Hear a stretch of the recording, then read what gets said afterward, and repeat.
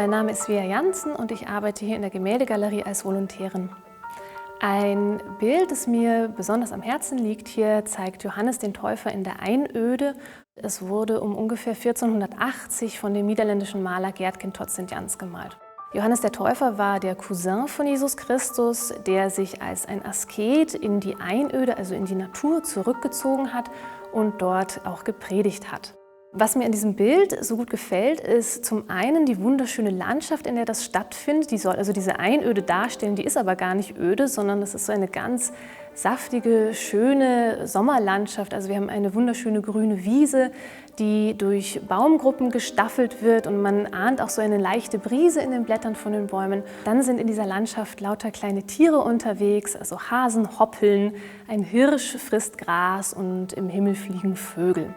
Damit erinnert diese Landschaft eigentlich fast an Paradiesdarstellungen, wie wir sie aus Bildern kennen, in denen Maler uns die Schöpfungsgeschichte mit Adam und Eva erzählen.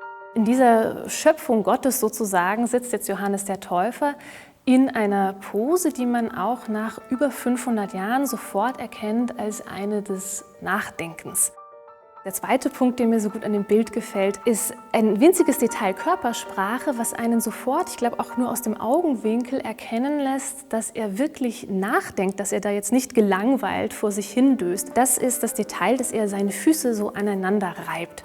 Da drückt sich quasi physisch, äußerlich aus, was in ihm vorgeht, nämlich dass es in ihm irgendwie arbeitet und dass er sich an etwas reibt. Und das ist eigentlich ein Moment, der dem Bild etwas ganz Zeitloses und irgendwo auch menschlich Berührendes verleiht.